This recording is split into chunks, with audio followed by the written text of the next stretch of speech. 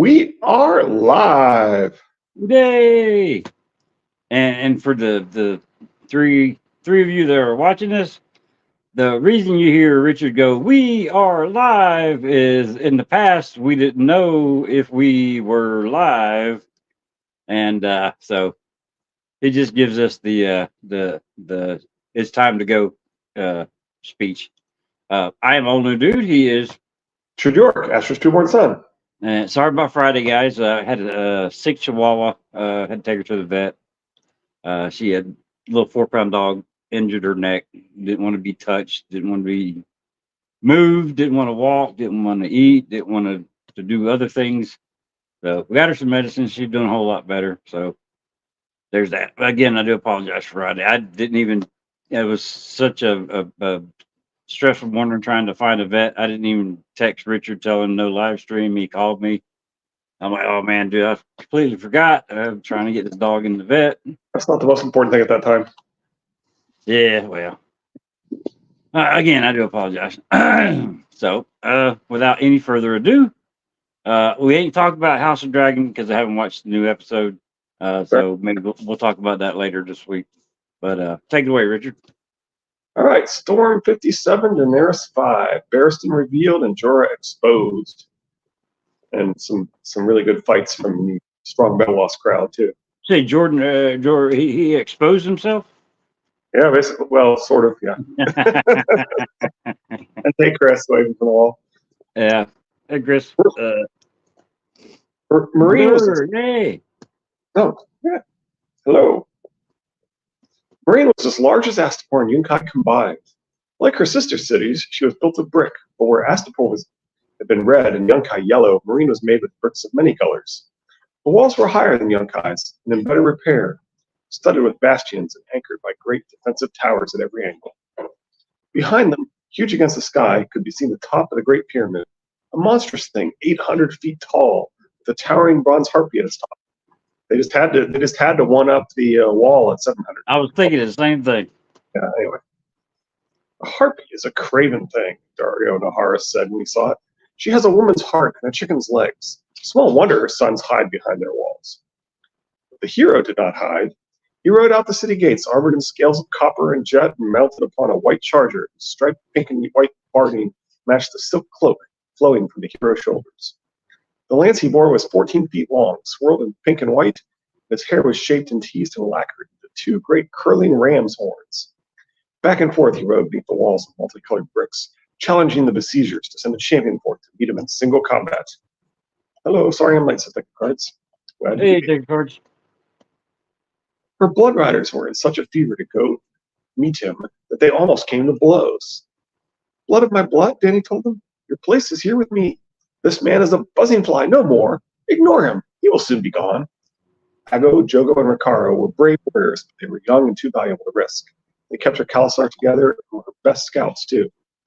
And I think I may have this in the notes later, but Ago sort of reminds me of Arrow. It starts with A and ends with O, and he's the one who uses an arrow to kill you. Jogo, I always like to say that I won't jog unless you have a whip. And Ricaro, if you took the word Eric and you took off the first letter and moved it to the end, kind of like if you took the word Damon and took off. Anyway, no. But anyway, Ricaro is basically if you took an Eric and moved the A to the end, right? You get the Ricaro basically with the row added. Were brave warriors, but they were young and too valuable to ours. That was wisely done, Sir Jorah said as they walked in front of her pavilion. Let the fool ride back and forth and shout until his horse goes lame. He does us no harm. He does, Arston Whitebeard insisted. Wars are not won with swords and spears alone, sir. 2 hosts of equal strength may come together, but one will break and run whilst the other stands. This hero builds courage in the hearts of his own men and plants the seeds of doubt in ours. Sir Jorah snorted. And if our champion were to lose, what sort of seed would that plant? A man who fears battle wins no victories, sir. We're not speaking of battle. Marine's gates will not open if that fool falls. Why risk a life for naught? For honor, I would say. I've heard enough. They did not need their squabbling on top of all the other troubles that plagued her. Marine posed dangers far more serious than one pink and white hero shouting insults, and she could not let herself be distracted. Her host numbered more than 80,000 after Yunkai. Fewer than a quarter of them were soldiers. The rest, well, Sir Jorah called them mouths with feet. Soon they would be starving. I'd send Dario to fight him. Yeah, I would too. That's where the show got it right. I think her logic is sound, and certainly Strong Belwas does a good job. Well, do you think that she doesn't send Dario just because of his piercing blue eyes? No, I think she's honest when she thinks that he is the one that the second sons are loyal to. Is it the second sons? No, that's the brown man. Stormcrows. Stormcrows are loyal, right? I think she's right. Okay. Besides which, he's her eternal advisor. Anyway. The great masters of Marine had withdrawn before Dany's advance, harvesting all they could and bringing what they could not harvest. Scorched fields and poisoned wells had greeted her at every hand. Worst of all, they had nailed a slave child up on every milepost to warm coast road from Yunkai. Nailed them up still living with their entrails hanging out, one arm always outstretched to point the way to Marine. Leading her band, Dario had given orders for the children to be taken down before Dany had to see them. She had countermanded them as soon as she was told. I will see them, she said. I will see everyone and count them and look upon their faces, and I will remember. By the time they came to Marine, sitting on the salt coast of the side of a river, the count stood at 163. I will have the city to pleasure himself once more. The pink and white hero taunted the besiegers for an hour, mocking their manhood, mothers, wives, and gods. Marine's defenders cheered him on from the city walls. His name is Osnak Zo Paul, Brown Ben Plum told her when he arrived for the council. He was the new commander of the Second Sons, chosen by a vote of his fellow Soswords. I was bodyguard to his uncle once before I joined the Second Sons. The great masters, what a ripe lot of maggots. The woman aren't so bad, though. It was worth your life to look at the wrong one the wrong way. I knew a man, Scarb. This Osnak cut his liver out. Claimed to be defending a lady's honor, he did. Said Scarb had raped her with his eyes. How do you rape a wench with eyes, I ask you? But his uncle is the richest man in Marine. His father commands the city guard. So I had to run like a rat before he killed me, too. Which makes it sound like he may be guilty of the same crime there. Or worse. So Paul, P-A-H-L, is that House Paul is Preston's theory as to the poisoner. I don't share his fondness for that theory, but just for the record. Yeah. So in other words, he thinks that Strong Belwas is the target, and that House Paul is upset because Strong Belwas killed their champion. Anyway. Okay. They watched Osnak Zopal dismount his white charger, undo his robes, pull out his manhood, and direct a stream of urine in the general direction of the olive grove where Dany's gold pavilion stood among the burnt trees. Which reminds me of, I fart in your general direction. Anyway, that's a Monty Python Holy Grail quote. Yeah. He was still pissing when Dario Naharis rode up, arc in hand. Shall I cut that off for you and stuff it down his mouth, your grace? His cheeks shone gold amidst the blue of his forked beard. The city I want, not his meager manhood. She was growing angry, however. If I ignore this any longer, my own people will think me weak. Yet who could she send? She needed Dario as much as she did her blood riders. Without the flamboyant Hiroshi, she had no hold on the Stormcrows, many of whom had been followers of President Nagez and Solar the Bald. High on the walls of Marine, the jeers had grown louder. Now hundreds of defenders were taking their lead from the hero and pissing down through the ramparts to show their contempt for the besiegers. Pissing on slaves to show how little they fear us, she thought. They would never dare such a thing if I were to Thraki Khalasar inside their gates. This challenge must be met, Arslan said again. It will be, Dany said as the hero tucked his penis away again. Tell Strong Belwas I have need of him. So anyway, I think this is a wise choice. You can make an argument for Jorah if she knew what a traitor he was and that she's going to have to banish him anyway. Yeah, but I don't know if Jorah would win. Yeah, I don't either. She doesn't yet know how valuable Barristan is, nor how likely he would be to succeed. Oh, yeah. They found the huge brown eunuch sitting in the shade of her pavilion, eating a sausage. He finished it in 3 bites, wiped his greasy hands clean on his trousers, and sent Arster and Whitebeard to fetch him his steel. Aged Squire honed Belwas's arc every evening, rubbed it down with bright red oil. When Whitebeard brought the sword, Strong Belwas squinted down the edge, grunted, slid the blade back into its leather sheath, and tied the sword belt about his vast waist. Arstan had brought his shield as well, a round steel disc no larger than a pie plate, which the eunuch grasped with his offhand rather than strapping to his forearm in the manner of Westeros. Fine liver and onions, Whitebeard, Belwas said. Not for now, for after. Killian makes strong Belwas hungry. He did not wait for a reply, but lumbered from the olive grove toward Osnak Zopal. Why that one, Khaleesi? Makaro demanded of her. He is fat and stupid. So Belwas actually is intelligent in Clash and talks completely differently. Trey the Explainer theorizes that the blow to the head he took in Clash eventually rendered him less intelligent in his speaking patterns. Far more likely, George just hadn't fleshed out his speaking pattern in Clash. Yeah.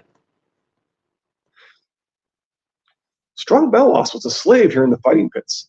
If this highborn Osnak should fall to such, the great masters would be shamed. Well, if he wins, well, it is a poor victory for one so noble, one that Marine can take no pride in. Unlike Ser Jorah, Dario, Brown Bennett, or 3 Blood Riders, he does not lead troops, plan battles, or give her counsel. He does nothing but eat and boast and bellow at Arston. Belwas was the man she could most easily spare. It was time she learned what sort of protector Magister Illyrio had sent her. He sent a knight with no equal except possibly Arthur Dane, in addition to an amazing pit fighter. Yeah. A thrum of excitement went through the siege lines when Belwas was seen plodding toward the city. From the walls and towers of Marine came shouts and jeers. Osnak Zopal mounted up again and waited, his striped lance held upright. The charger tossed his head impatiently and pawed the sandy earth.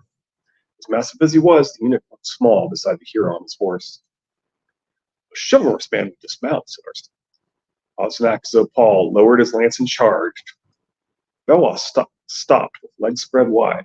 In one hand was a small round shield, and the other the curved arc that Arston tended with such care.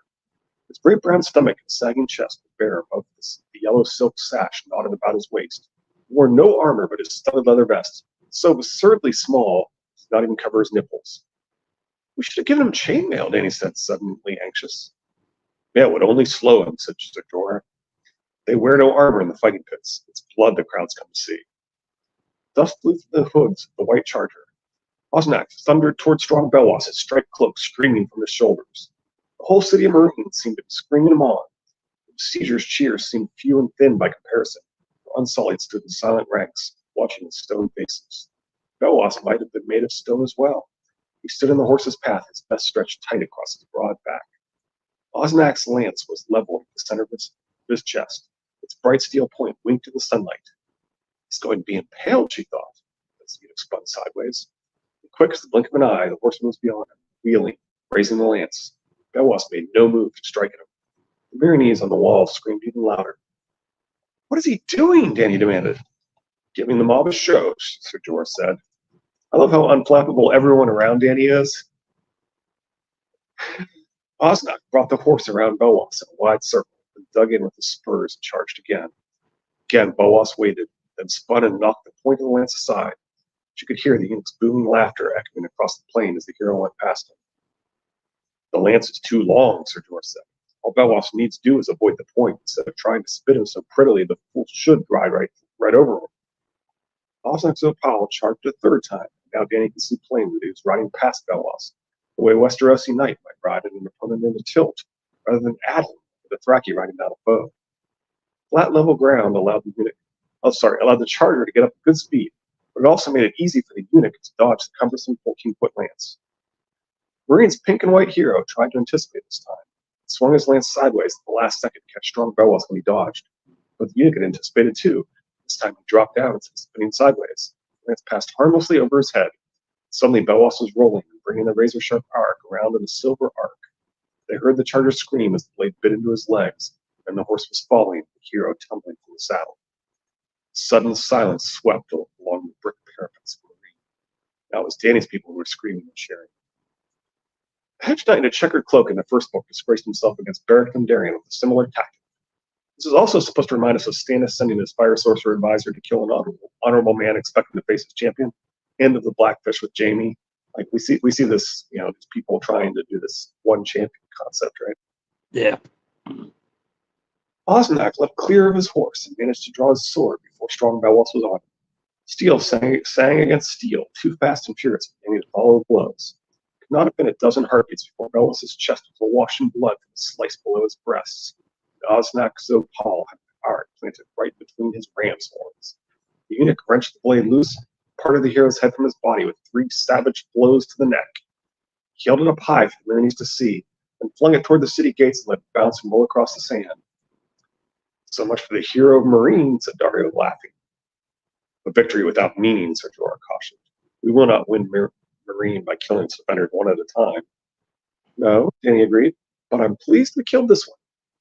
The defenders on the walls began firing their crossbows at Belwas, but the bolts fell short or skittered harmlessly along the ground. He turned his back on the steel-tipped terrain, lowered his trousers, squatted, and shat in the direction of the city. He wiped himself with Osnak's striped cloak, paused long enough to loot the hero's corpse, and put the dying horse out of his agony before trudging back to the olive grove. The besiegers gave him a raucous welcome as soon as he reached the camp. The Dothraki hooted and screamed. The Unsullied sent up a great clangor by banging their spears against their shields. Well done, Sir Jorah told him. The brown man tossed the eunuch a ripe plum and said, a sweet fruit for a sweet fight. Even the Dothraki handmaids had words of praise. You would braid your hair and hang a bell in it, strong Belwas, said Chiefly, but you have no hair to braid. Strong Belwas needs no tinkly bells. The eunuch ate brown run's plum in 4 big bites and tossed aside the stone. Strong Belwas needs liver and onions. Oh, heavens, said Dany. Strong Belwas is hurt. His stomach red with the blood sheeting down from the meaty gash beneath his breasts. It is nothing. I let each man cut me once before I kill him. He slapped his bloody belly. Count the cuts and you will know how many strong Belwas has slain. Dany had lost Khal Drogo to a similar wound. She was not willing to let it go untreated. He sent Missandei to find a certain youngish freedman, renowned for his skill in the healing arts. Belwas howled and complained. Then he scolded him and called him a big bald baby until he let the healer stench the wound with vinegar. So it shut, behind his chest with strips of linen soaked in fire wine. Only then did she lead her captains and commanders inside the pavilion for their council. I must have this city, she told them, sitting cross-legged on a pile of cushions, with dragons all around about her. Irian Jikwi poured wine. Her granaries are full to bursting. There are figs and dates and olives growing on the terraces of her pyramids, and casks of saltfish and smoked meat buried in her cellars. And fat chests of gold, silver, and gemstones as well, Dario reminded them. Let us not forget the gemstones. I've had a look at the landward walls, and I see no point of weakness. Given time, we might be able to mine beneath the tower and make a breach. But what do we eat when we're digging? Our stores are all but exhausted. No weakness in the landward walls? Said Dany. Marine stood on a jut of sand and stone, where the slow brown Skazadon flowed into Slaver's Bay. The city's north wall ran along the riverbank, its west along the bay shore. Does that mean we might attack from the river or the sea? With 3 ships? I want to have Captain Grolio take a good look at the wall along the river, but unless it's crumbling, that's just a wetter way to die. What if we were to build siege towers? My brother Viserys told tales of such. I know they can be made. From wood, your grace, Sir Jorah said. The slavers have burnt every tree within 20 leagues of here. Without wood, we have no trebuchets to smash the walls, no ladders to go over them, no siege towers, no turtles, and no rams. We can storm the gates with axes, to be sure, but did you see the bronze heads above the gates? Asked Brown Ben Plum. Rows of harpy heads with open mouths. The Pyrenees can squirt boiling oil out them mouths and cook your axemen where they stand. Dar and Nahar escaped Grey Worm with a smile. Perhaps the Unsullied should wield the axes. Boiling oil feels like no more than a warm bath to you, I have heard. This is false, Grey Worm did not return the smile. These ones do not feel burns as men do. Yet such oil blinds and kills. The Unsullied do not fear to die, though. Give these ones rams, and we will batter down these gates or die in the attempt. Die, said Brown Ben. Young Kai, when he took command of the Second Sons, he claimed to be the veteran of 100 battles. Though I will not say it. So I fought bravely in all of them. There are old self swords and bold self swords, but no old bold self swords. She saw that it was true. They sighed. I will not throw away Unsullied lives, Grey Worm. Perhaps we can starve the city out. Said Jorah, happy. We'll starve long before they do, your grace. It would have been a better fight than the one D&D gave us, even if Dario just fought using those tactics. The way GRM wrote it is similar to Oberyn getting the best of the mountain by taking something. Yeah, it was kind of quick in the show, wasn't it? By taking legs of bigger opponents. Okay. We'll starve long before they do, your grace. There's no food here, no fodder for our mules and horses. They do not like this river water either. Marine shits into the Skazadon, but draws its drinking water from deep wells. Already we've had reports of sickness in the camps, fever and brown leg, and 3 cases of the bloody flux. There'll be more if we remain. The slaves are weak from the march. They boil water and they use like wine. And, we saw it earlier with what they were using for the binding the wound of strong melos. And so they clearly understand some germ theory, and that could be indicative of this idea that this is a post-apocalyptic world with some knowledge that's survived. Anyway. Okay. I still don't like that, but yeah, I see. Could be. Freedmen, Dany corrected. They are slaves no longer. Slave or free, they are hungry and will soon be sick. The city is better provisioned than we are and can be resupplied by water. Your 3 ships are not enough to deny them access to both the river and the sea. And what do you advise, Sir Jorah? I don't like it. I would hear it all the same. As you wish. I say let the city be. You cannot free every slave in the world, Khaleesi. Where's in Westeros? I've not forgotten Westeros. Dany dreamt of it some nights. This fabled land that she had never seen. If I let Meereen's old brick walls defeat me so easily, though, how will I ever take the great stone castles of Westeros? As Aegon did, Sir Jorah said. By the time we reach the 7 kingdoms, your dragons will be grown. We will have siege towers and trebuchets as well. All the things we lack here. The way across the lands of the long summer is long and grueling, and there are dangers we cannot know. You stopped at Astapor to buy an army, not to start a war. Save your spears and swords for the 7 kingdoms, Michael. Leave Meereen to the Meereenese and march west for Penthos. Defeated? Said Dany, bristling. When cowards hide behind great walls, it is they who are defeated, Khaleesi said. Sharp as a whip, that one. Other bloodriders concurred. Blood of my blood, said Ricardo. When cowards hide and burn, food and fodder, great cows must seek for braver foes. This is known.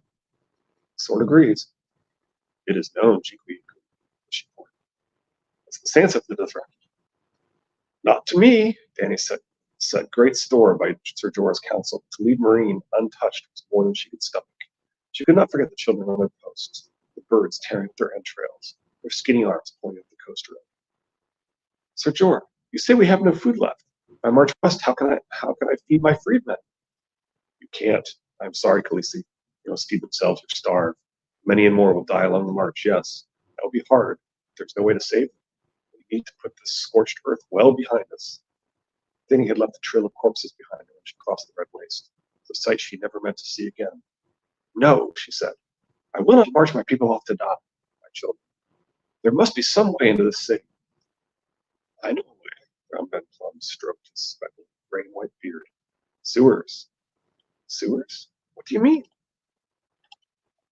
Great brick sewers empty into the Skaza, carrying the city's wastes.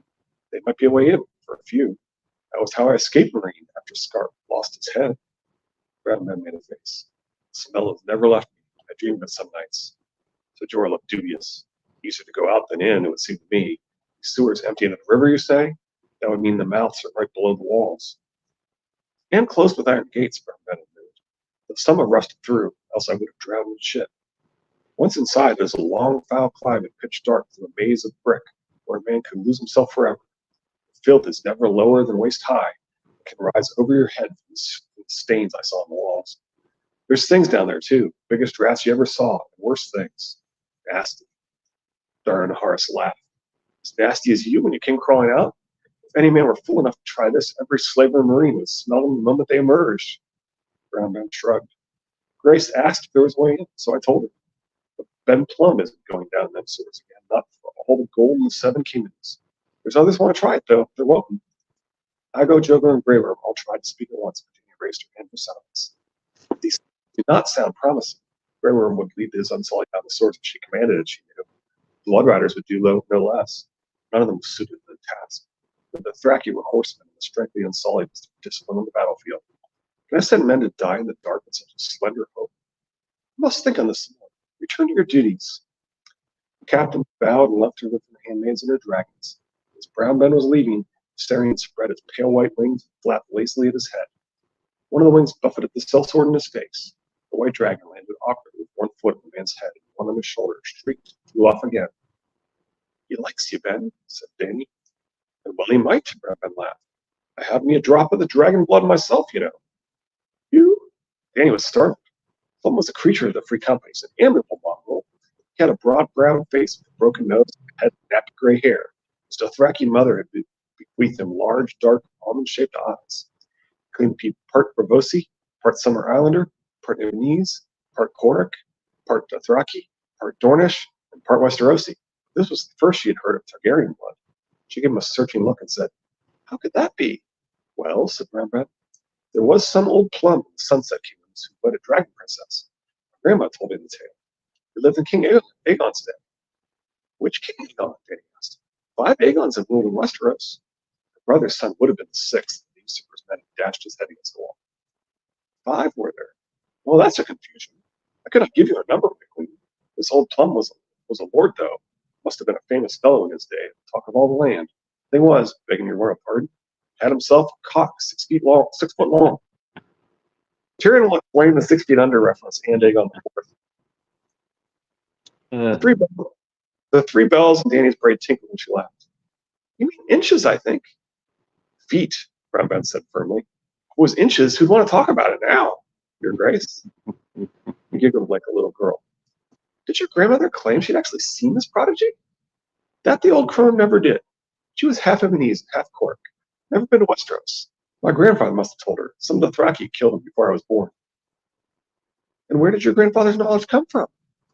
"One of them tales told at the Teat, I guess," Brownband shrugged. "That's all I know about Aegon the Unnumbered or old Lord Plum's mighty manhood. Fear. I best see my sons." "Go do that," Dany told him. When Brownband left, she lay back on her cushions. "If you were grown," she told Drogon, scratching between the horns, "I'd fly you over the walls and melt that harpy down to slag. But it would be years before dragons were large enough to ride. You literally said a year, perhaps 2, and Dany won." Yep.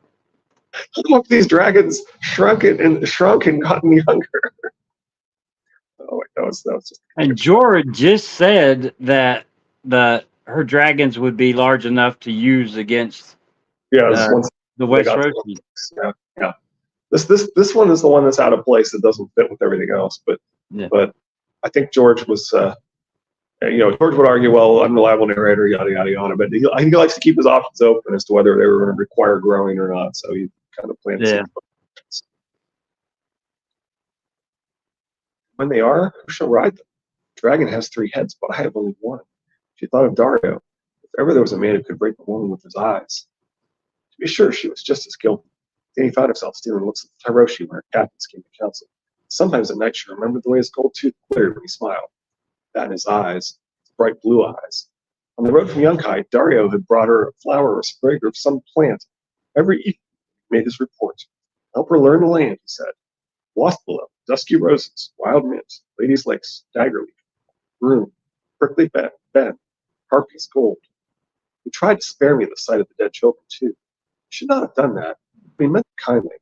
Dario Naharis made her laugh, which Sir Jordan never did. Plus, he's immortal." They tried to imagine what it would be like if she allowed Dario to kiss her, which Jordan kissed her on the ship. The thought was exciting and disturbing both at once. It was too great a risk. Tyroshi Sellsword was not a good man. No need to tell her that. Under the smiles and the jests, he was dangerous, even cruel. Solar and Prendel had woken him one morning as his partners. That very night, he'd given her their heads. Khal Drogo could be cruel as well. There was never a man more dangerous. She'd come to love him all the same. Did I love Dario? What would it mean if I took him into my bed? Would that make him one of the heads of the dragon? Sir Jorah would be angry, she knew, but he was the one who said she'd got to take 2 husbands. Perhaps I should marry them both and be done with it. These were foolish thoughts. She had a city to take, dreaming of kisses and some sellsword's bright blue eyes would not help her breach the walls of Marine. Dye and hair blue turns purple eyes blue, so Tyrion taught me. Yeah. I am the blood of the dragon, Dany reminded herself. Her thoughts were spinning in circles, like a rat chasing its tail. Suddenly she could not stand the close confines of the pavilion another moment. Ooh, this could be divine intervention right here. Yep. Or Brantham leaping, as we like to say. I want to feel the wind on my face and suppose see. The Sunday, she called. Have my silver saddle, your own mount as well. The little scribe bowed. As your grace commands. Shall I summon your blood riders to guard you? We'll take Arston. I don't mean to leave the camps. She had no enemies among her children. The old squire would not talk too much, as Belos would, or look at her like Dario. He avoids talk because he has secrets. grove of burnt olive trees in which she'd raised her pavilion stood beside the sea, between the Dothraki camp and that of the Unsullied. So if olive branches symbolize peace, then burnt olives should symbolize the opposite, I suppose. You would think. When the horses had been saddled, Dany and her companions set out along the shoreline, away from the city. Even so, she could feel Marine at her back, mocking her. When she looked over one shoulder, there it stood, the afternoon sun blazing off the bronze harpy atop the great pyramid. Inside Marine, the slavers would soon be reclining in their fringed tokars, feast on lamb and olives, unborn puppies, honeyed dormice, and other such delicacies, whilst outside her children went hungry. Sudden wild anger filled her. "I'll bring you down," she swore. Wild anger? There ought to be a word for that. No, LML and the Order of the Green Hand assured me there are no hints of madness in Dane's story.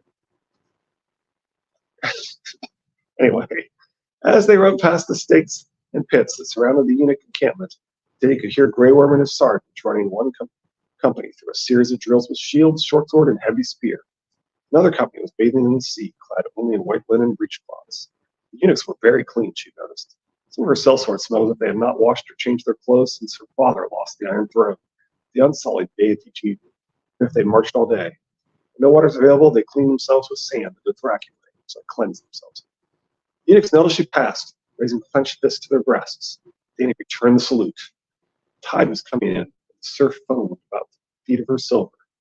She could see her ships standing out to sea. Valerian floated nearest, the great cog once known as Sagulio, her sails furled.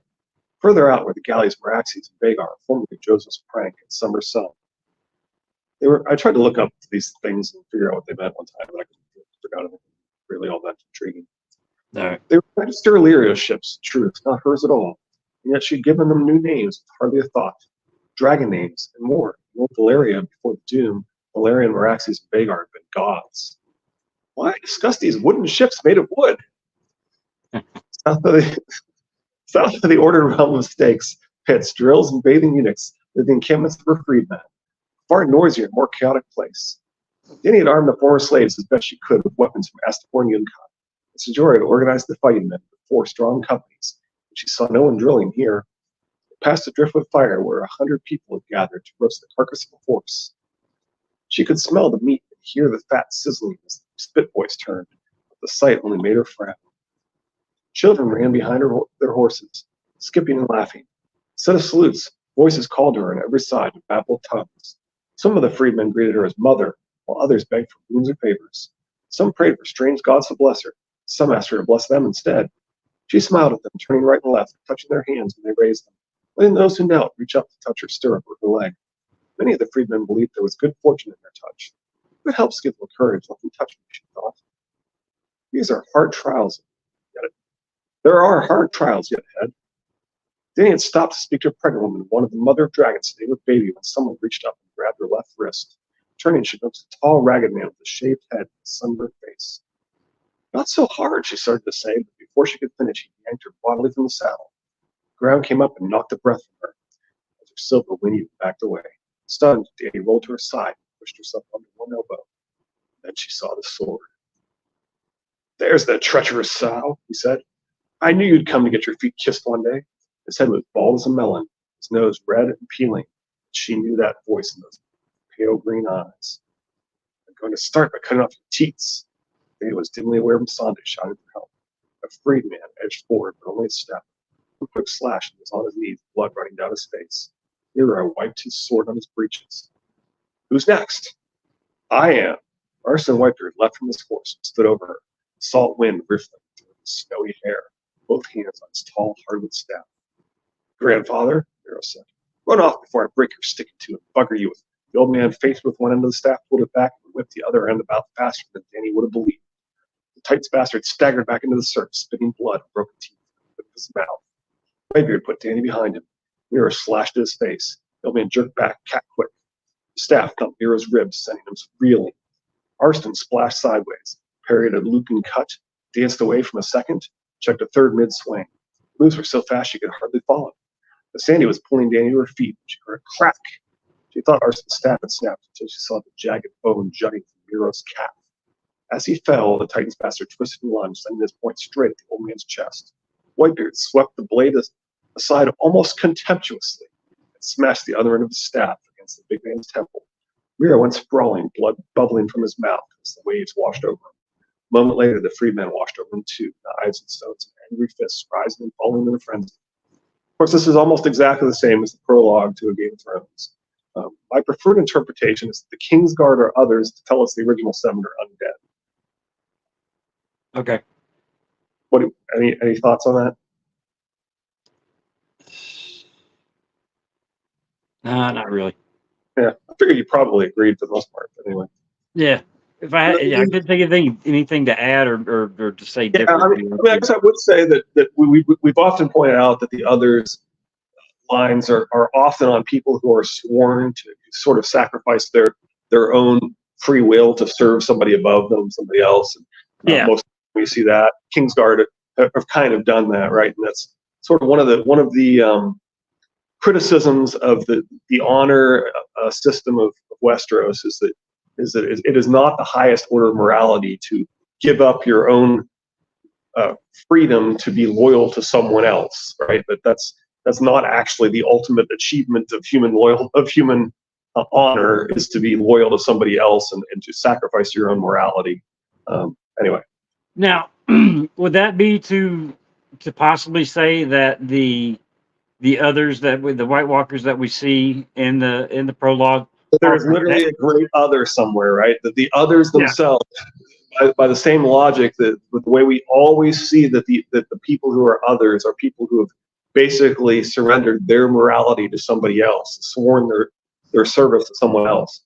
Now, are they doing it in protection, as if there is the theory that they went after Royce because they thought he was basically Jon Snow, the prince that was promised, the whatever you want to call him, the last hero, probably more accurate. Right. In taking down the last hero, are they in fact protecting the person that is right above them? Meaning that the greatest enemy that they're right, so that they are like the sworn sword in a way. Yeah. Yeah. I do think it's right there in the name, the great other. This concept that they're serving somebody who's above them as the great other, right? They're others. There's obviously parallel with the idea that there's somebody who you've surrendered to your freedom to serve, mm-hmm. And so therefore there should be somebody that the others are serving. It would make sense that that person would be called the great other. And so anyway. Yeah, this is true. Dany, now I wonder if that great other is truly an immortal being. Or maybe it's, LML's always saying, oh, Azor Ahai got caught in the World Wide Weird Web, as I like to call it. Yeah. I don't know. Maybe. Dany turned away, sickened. She was more frightened now than when it had been happening. You would have killed me. Your Grace, Arston knelt. I'm an old man and shamed. He should never have gotten close enough to seize you. I was lax. I did not know him without his beard and hair. No more than I did. And he took a deep breath to stop her shaking. Enemies everywhere. Take me back to my tent, please. By the time Mormont arrived, she was huddling in her lion pelt, drinking a cup of spice wine. I had a look at the river wall, Sir Jorah started. It's a few feet higher than the others, and just as strong, and the Myrdines have a dozen firehawks tied up beneath the ramparts. She cut him off. You might have warned me that the Titan's bastard escaped. He frowned. I suddenly need to frighten you, Your Grace. I've offered a reward for his head. Pay it to Whitebeard. Miro has been with us all the way from Yunkai. He shaved his beard off and lost himself among the freedmen, waiting for a chance for vengeance. Arston killed him. So Jorah gave the old man a long look. A squire with a stick slew Miro Bravos. Is that the way of it? A stick, Dany confirmed, but no longer a squire. Sir Jorah, it's my wish that Arston be knighted. No. The loud refusal was surprise enough. Stranger still, it came from both men at once. Jorah drew his sword. The Titan's bastard was a nasty piece of work. Good at killing. Who are you, old man? A better knight than you, sir, Arston said coldly. Knight? Dany was confused. You said you were a squire. I was, Your Grace. He dropped to one knee. I squired for Lord Swan in my youth, and at Magister Lyra's behest I have served strong Belwas as well. But during the years between, I was a knight in Westeros. I've told you no lies, my queen. If there are truths I've withheld, for that and all my other sins, I only beg your forgiveness. What truths have you withheld? Dany did not like this. You will tell me now. Bowed his head. Karth, when you asked my name, I said I was called Arston. That much was true. Many men had called me by that name while Belwas and I were making our way east to find you. It was not my true name. She was more confused than angry. He's played me false, just as Jorah warned me. Yet he saved my life just now. So Jorah flushed red. Mira shaved his beard, but you grew one, didn't you? No wonder you looked so bloody familiar. You know him? Yes, they sound like lost. I saw him perhaps a dozen times, from afar most often, standing with his brothers or riding in some tourney. But every man in the Seven Kingdoms knew Barristan the Bold. They had the point of a sword against the old man's neck. Khaleesi, before you kneel, Sir Barristan Selmy, Lord Commander of the King's Guard, who betrayed your house to serve the usurper Robert Baratheon. The old knight did not so much as blink. The crow calls the raven black, and you speak of betrayal? Why are you here? Dany demanded of him. If Robert sent you to kill me, why did you save my life? He served the usurper. He betrayed Rhaegar's memory and abandoned Viserys to live and die in exile. Yet if you want to be dead, you need only to sit aside. What's the whole truth now? On your honor as a knight, you're either usurper's man or mine. Yours, if you will have me. Barristan had tears in his eyes. I took Robert's pardon. I served him in Kingsguard and Council, served with the Kingslayer and others near as bad, soiled the white cloak I wore. Nothing will excuse that.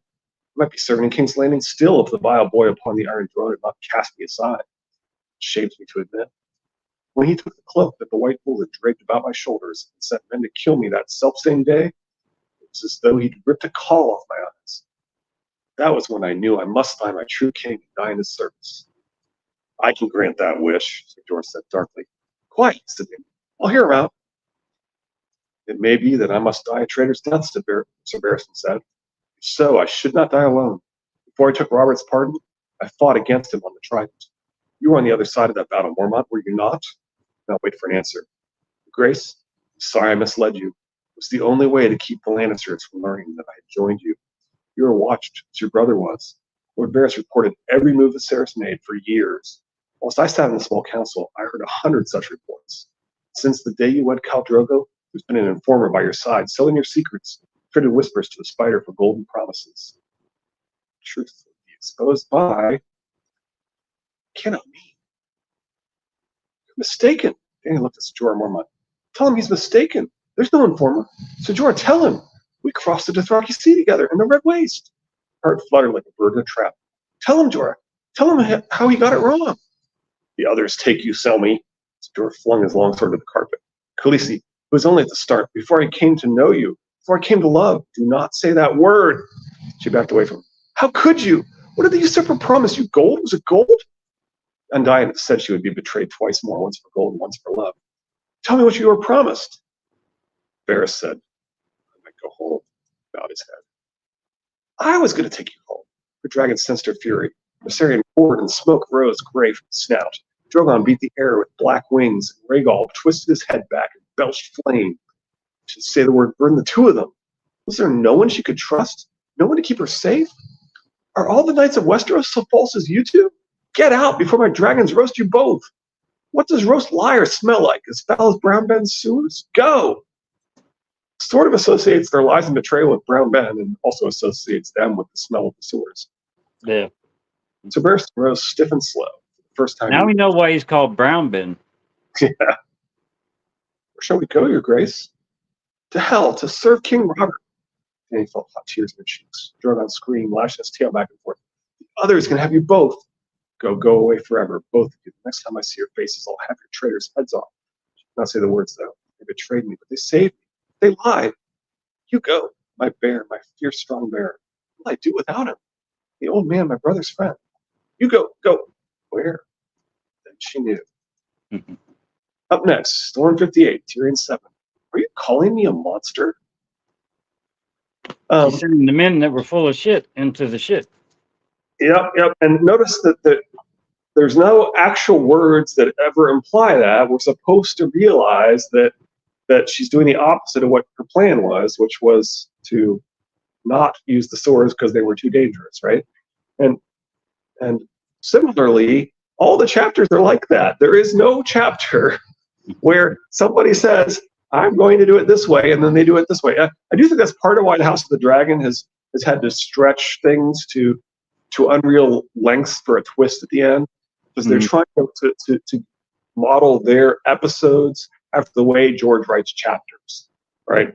And so that's why they have these sometimes crazy twists at the end, is because they think that you're always supposed to do that. But anyway, the point is, this is how it works, and no, it doesn't work by saying, I'm thinking I'm going to name Jon Snow my heir. Let's put all the symbols about female rulers into this chapter, and then let's just do what I said I was going to do. Like, that's not a George chapter, anyway. Well, I mean, the writer of House of the Dragon says that he truly understands completely how George writes. I mean, they changed it to created by George and Ryan now, right? It used to be. Yeah. It used to be that the two showrunners were what's the name of the director? Anyway, but of course he had a falling out with HBO because they wanted him not to stop hiring his wife.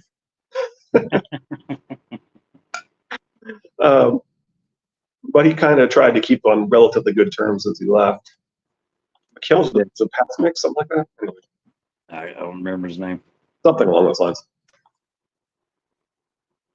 But anyway, anything else you want to talk about? No, I mean, it's a pretty good little chapter. I didn't have a whole lot to add. I mean, it's. I'm not a big Dany chapter kind of guy. Even though I like her as a character, but it's my heart is in the north. I mean the House Stark. Anything to do with House Stark is, I'm a sponge. I want to get as much of it as I can, and to cut because Pod's here, of course. But Jamie, anything I can get of Jamie on a read, I will. But the stuff that happens in Essos, even though I know it has future future plans for Westeros, I'll say it that way. It's too far from what I consider the main story. Even though she's Dany, she's Daenerys Targaryen. I mean, she's got 3 dragons. There are some nods at the triplet Targaryens there that I didn't highlight. There's they're talking about how there would have been a 6th Aegon and so forth, right? And that, she said, and my brother, friends with my brother, and I think that's something that we're supposed to look back on once we figure out that her brother would be Aegon and not Rhaegar and so forth. And so that could actually be a hint that Barristan's going to serve Aegon rather than Daenerys. Lots of people say that there's lots of clues that, which is funny because the people who say that aren't people that realize that Aegon is her brother. But anyway, I'm just trying to figure out how you would get to him. Notice Barristan specifically called out Jamie as one of the bad people he worked with. I didn't hear that part. Yeah. Well, I mean, just like we got Tyrion becoming the monster. Mm-hmm. I wish I was the monster that you think I am. Right. Jamie played the Kingslayer. I mean, shit for honor. I mean, you wear it as armor so it can't hurt you, and that's exactly what Jamie was doing. I mean, he's supposed to be a guy who realizes that he's been the villain. It's like somewhere along the little way, I became the Smiling Knight rather than Arthur Dayne, and he thinks about how his page is mostly blank, and is like, I could be Arthur Dayne instead of the Smiling Knight. I could be the good guy instead of the bad guy. Sure, I've been the bad guy all this time, but I could change my path and fill the rest of my page as the good guy. And so he decides that, I want to be the good guy from now on. And meanwhile, Tyrion is wishing himself to be a monster, and there's all these clues being dropped about him becoming a monster. Clues that kind of parallel with Dany's hints about becoming mad. Mad, you say? More than madness is this? See, Triple the Girth episodes 1 through 7. There you go. I guess I should have said that's Triple the Girth 3 is the Aegon one, right? Anyway. Or kind of the combination of 3 and 4, since we're talking about Dany and Aegon and them being brother and sister. Yeah. You got anything else? I think that's funny. I didn't. I talked a little bit last time about how I'd come across some interesting things with disputed lands and so forth, and she's put out some other good videos since then. But I don't know, nothing major to discuss. We did talk, like the video you're going back. Like it, Lady Thistle. Or go mad. Yeah, I like that.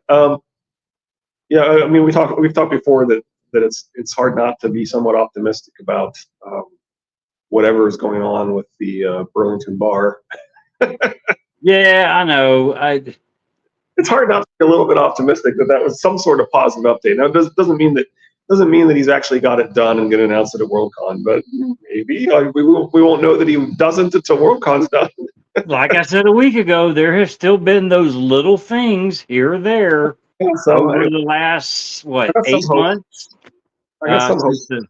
The cover artist with his obsidian dagger or arrowhead or spearhead or whatever, the artwork. I mean, there are little things here and there. I mean, it's enough to string you along. But I got my hopes. I mean, I'm hoping for a white winter or a white Christmas.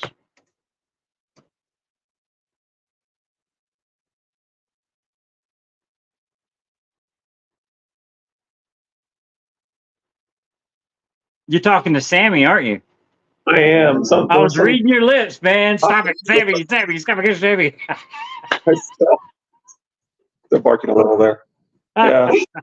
Oh my God, man! You do not know how that made my day. Well, I'm glad. Anyway, all the dogs are doing well. That's my new wallpaper. Sammy. Oh my gosh, that hurt my jaw. All right. Anyway, let's wrap it up. All right, now. Thank you for the laugh. Thank y'all for joining us. We appreciate it. I won't skip out this Friday, I promise. Y'all take care. Be good. Don't make promises you don't know you can keep. Yeah, it's true. It's true. I got other dogs that get injured, right? But hopefully not. Y'all be good. Take care. Bye, Richard. Bye, y'all. Oh, my goodness.